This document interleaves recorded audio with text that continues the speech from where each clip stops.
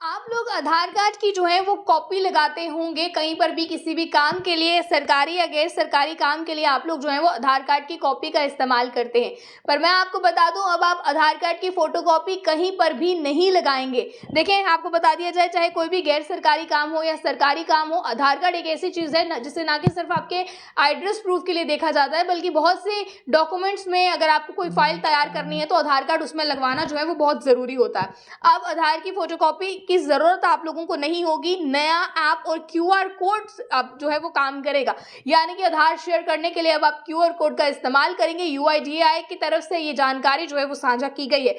अब मैं आपको बता दूं, दरअसल ये बहुत अच्छी खबर आपके लिए हो सकती है, क्योंकि कई बार ऐसा होता है कि आप कोई गवर्नमेंट ऑफिस में जाते हैं कोई काम करवाने के लिए, आधार कार्ड का प्रिंट आउट निकलवाते हैं, फोटोकॉपीज निकलवाते हैं, वो फोटोकॉपीज अपने डॉक्यूमेंट्स के साथ अटैच करते हैं और उसके बाद जाकर जो है अपने डॉक्यूमेंट्स को सरकारी दफ्तरों में जो है वो लगाते हैं। कहीं पर भी प्राइवेट भी अगर कोई काम हो, फॉर्म फिल होना हो, तो ये तमाम चीज़ें जो है वो ज़रूरी रहती हैं।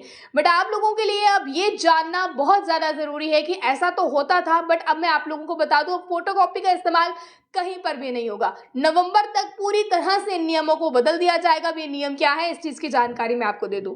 नवंबर तक यूआईडीएआई का नए प्रोसेस जो है वो शुरू करने जा रही है ये, जिसमें कि आपकी जन्म प्रमाण पत्र यानी कि आपका बर्थ सर्टिफिकेट, आपका मैट्रिक सर्टिफिकेट यानी कि, और साथ ही साथ ड्राइविंग लाइसेंस की बात करें, पासपोर्ट की बात करें, पैन कार्ड, पीडीएस और मनरेगा डाटा जो है, इसका उपयोग पर जो है वो नागरिकों को पता और अन्य जानकारी जो है वो खुद ब खुद अपडेट की जाएगी। यानी कि अब आप लोग इसकी जानकारी खुद ब खुद अपडेट कर सकते हैं। जब ये क्यूआर कोड लॉन्च हो जाएगा, इसके बाद आप कुछ चेंजेस करना चाहें, कुछ एडिटिंग करना चाहें, वो तमाम चीज़ें आप खुद से जो है वो कर सकते हैं।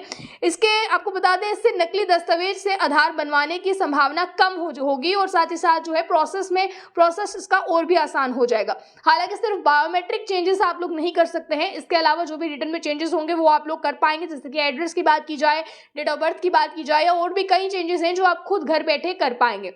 साथ ही साथ आधार कार्ड की फोटोकॉपी जो पहले आपको लगानी पड़ती थी, वो भी आप लोगों को नहीं लगानी पड़ेगी। यूआईडीएआई की नई सुविधा जो है वो मिलेगी, इसका लाभ लोगों को मिलने वाला है। आपको बता दें, फिलहाल बताया गया है, इस समय ये जानकारी जो है वो दी जा रही है कि इस नए ऐप को तैयार कर लिया गया है।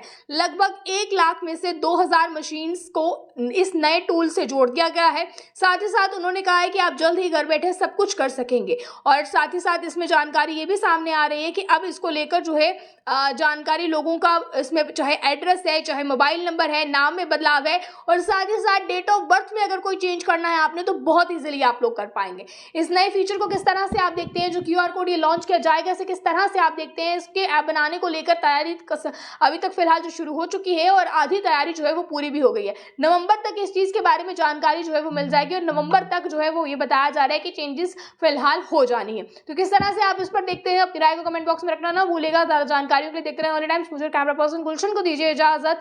जय हिंद।